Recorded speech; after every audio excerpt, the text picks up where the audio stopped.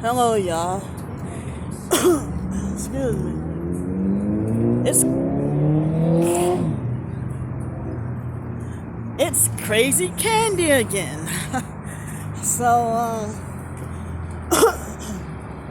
I don't know why I have constant mucus in my throat. I don't know why.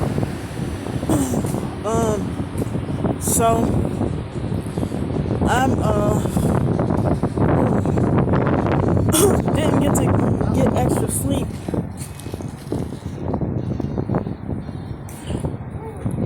I didn't get to get extra sleep earlier today. I guess I'll try to take a nap and let my phone charge some. I thought that if I ate, I thought it would help me feel better, but I guess not. So sometimes you can't tell who's a perp and who's not. They just pulled up. I don't know if they're perps or not. In the red Toyota SUV, I don't know if they're perps or not. But they just pulled up right as I walked, right by me. So yeah, it seemed like some other so-called target individuals try to make it like as if some things are not as bad as they are. Or I mean, they try to make it like some things is not as bad as they seem. And sometimes, I mean, I'm not one of those people who actually believe that everybody's a perp but me. I know they got some nice people out there, but it's rare, you know. So there are some targeted individuals who feel like as if everybody's a perp except them, you know. And it seems like real targeted individuals are attacked and falsely accused of being a perp by the fakes more than the actual perps, you know? It's weird. Like how somebody could think that I'm a perp.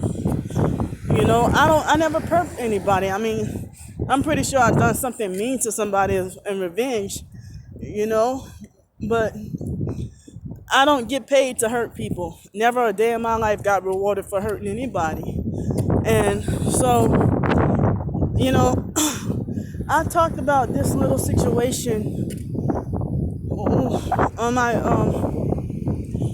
other channel before it was kind of new. The channel was kind of new. So I hardly got any feedback or any views on the channel. I mean on the video that I did with a lady, this lady, right? In New Orleans, I saw her at the bus stop, and it's like there were people who probably were, I guess, in the past, were giving me hints that I'm targeted, but see, they wouldn't go all the way or tell me straight up, well, hey, you a targeted individual, or you being gang stalked, you know. So, wow, I can't see, but I was trying to show a vehicle that I like, the purple Nissan Murano. I like that. I don't think I got it on this camera because the sun is beaming so hard. But I don't. That wasn't a perp right there. So wow, I'm stuffed from lunch. Um, so it's like the grocery store is kind of far from here. Well, far walking distance, but it's like they say that the heat index today here in Pensacola, I don't know how many degrees it is, at least 90 or something. But the heat index, they say it's like 107. That black truck right there is a gang stalker. White lady. What you doing, ho?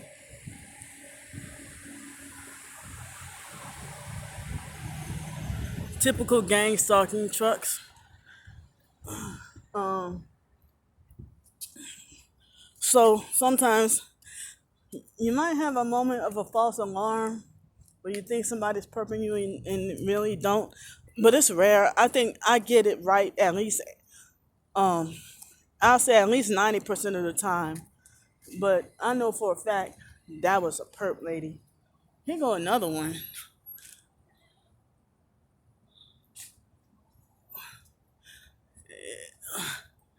They just want to be seen on camera. You kind of parked exactly where the other lady was. This is a black lady right here. um, all these flies touching me. You know, now I gotta wash my face and hands. I feel dirty. But anyway, excuse me. So they had this lady named Sabrina in New Orleans, like in 2018. I'm pretty sure it was when I saw her. Yeah, I think it was 2018 when I first met her, and we were waiting at the bus on one Sunday, and she didn't tell me anything about targeted individual or gang stalking, but she told me about, she tried to tell me that, there are some people who are part of a network, is what she mentioned, right? And so then me and her were talking, and she said how these people, it was black people too, they were laughing and walking by, and they were laughing amongst each other. And she was like, see, look at them right there. She said, see them, see, they're part of a network. And she got mad because she thought that I loud capped her. And she's like, shh, don't, she didn't want me to talk loud. And I don't know if she was a fake TI perp because she acted narcissistic and controlling. And I had a weird encounter with her the last time I saw her, you know. So I was talking to Miss Sabrina about my twin sister and that Lanika girl. And so when I talked to her about them, she said that that Lanika from the Kraft family and my twin sister Brandy, that they are both part of a network, part of the same, part of the network. And I told her, about the situation, I guess how I think I became targeted, that story, but I didn't know it at the time, that, about how I think I became targeted, so she was telling me, like, because I'm sorry that this is not for kids. Old gang stalkers, y'all ain't got no reason to be here. Driving all slow. See, they try to make you drive slow and make you afraid of the idea that make you fear a drive, that you're gonna be a victim of a drive-by shooting or something. That's how they, like, if you ever saw Boys in the Hood movie years ago, back in the 90s, sometimes the gang stalking perps drive that slow, and I'd be afraid that that somebody gonna do a drive-by shooting or something. They drive slow right by me. So anyway, Miss Sabrina, was telling me about, and I was telling her about my foster care story and all that. She was saying that they're all part of a network, and so we talked about more stuff, but I don't remember everything. And so many gang stalking cars are distracting me right now. So certain things I can't even remember the whole conversation. Maybe she might not be a perp, this lady right here,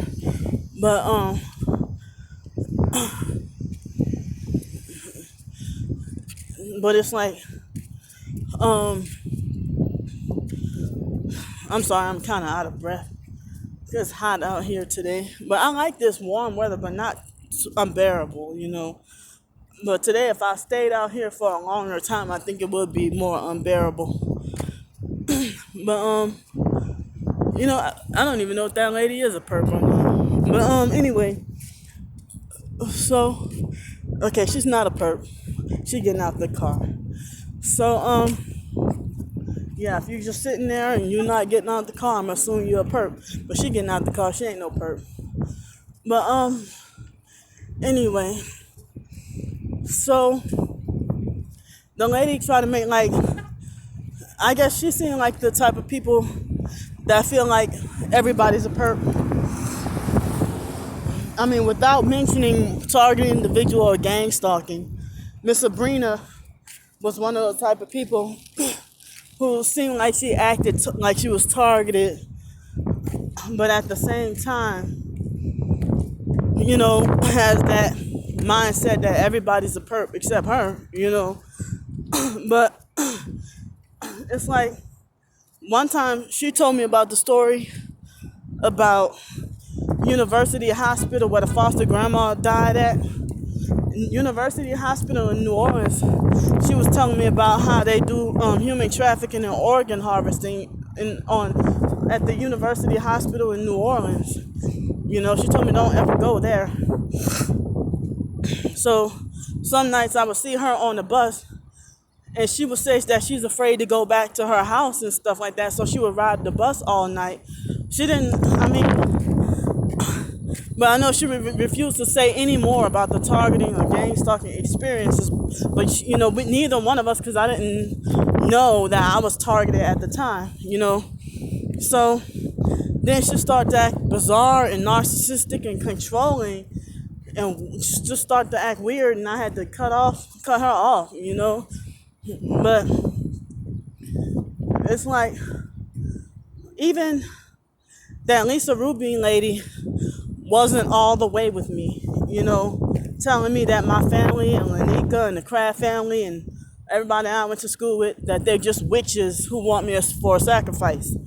But she didn't. She mentioned that her and her husband are targeted. But if Miss Lisa Ruby and her husband Gary Ruby, the one with the Liberty to the Captives.net website, if they are targeted, they're fake TIs. And they're fake TIs, fake targeted individuals who are gang stalking perps and narcissistic abusers, And that's how, like, my senior year in high school, random strangers would walk up to me who I never knew, like, how you know all about me? And I just met you. And you walk up to me and you be like, your foster mom get a check for y'all, huh? I'm like, what you mean? So yeah, that's kind of what that reminds me of. Or, how random strangers can walk up to me and just tell me about more about my life than I knew about my life. Because the fake foster family, the fake foster mom and Adrian Felder, they keep my own life a secret away from me. One thing I feel sad about is certain childhood pictures that I had. For as long as I live, I would never get to see those pictures again. And she herself doesn't care about those pictures. Loud gang stalking truck interrupted me. Your truck is loud.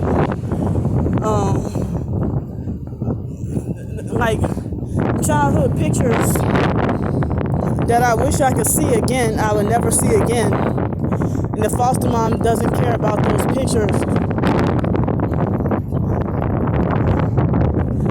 I'm hoping y'all can hear me as windy as it is. So the foster mom doesn't care about those pictures, but I would never get to see those pictures again. She just leave them hanging somewhere. The foster mom, she acts like she's like frugal and but at the same time she got so much stuff in her house you'll wonder if she was a hoarder. She has certain rooms that nobody's allowed to go in, but it has a whole bunch of belongings up in there.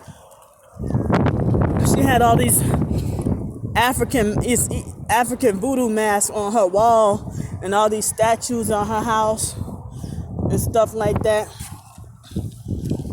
She kept her whatever occult worship, like if she was into rituals and stuff, she kept that away from us, putting on the front like she's so perfect. All these African masks and statues in her house, and we grew up thinking it was normal.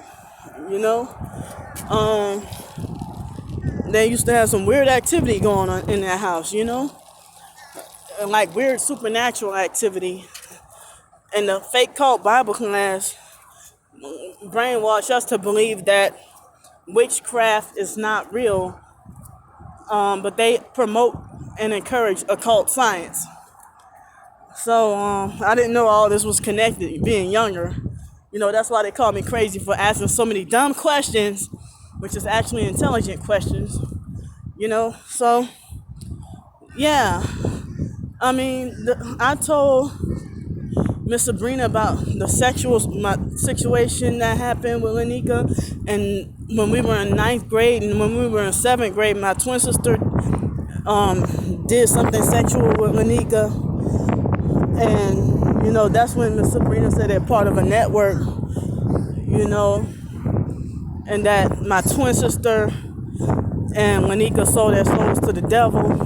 I pointed out the cars they drive, and she said, yep, they sold their soul to the devil. And they're part of a network, So that's why my twin sister doesn't have to worry about going hungry. She doesn't have to worry about being bitten up by insects at night, being freezing cold or too hot at night. She doesn't have to worry about wondering when her next shower will be. But the foster mom preconditioned me years in advance to accept. During my teenage years, how you tell a child you're gonna wind up living underneath the bridge and be homeless, and you're gonna wonder where your next meal is? You're gonna wind up living underneath the bridge, and you're gonna have plenty of days where you'll be broke. You're gonna wind up dead. You're gonna wind up in jail or dead and deserve it. Or she'll say stuff like, you're gonna wind up with diabetes and high blood pressure and heart problems, stuff like that. Like, and she would say you're gonna grow up to be a prostitute and you're gonna grow up to be on drugs. So she think that I'm gonna grow up to be a prostitute and on drugs and stuff. I never prostituted a day in my life. Never got paid in exchange for sex. Never did any illegal drugs. If any drugs to be done is psych meds that they force me against my will to take. That's the only drugs, And people wonder, how am I still strong and how am I still alive? I think that seems like other so-called targeted individuals have it worse than me, and they still have more of a desire to live, stronger desire to live. There are times when I feel like a weak punk and just want to give up, but I'm trying as best as I can to stay strong. So I'm gonna end this video right here, and I'll see y'all later. Bye.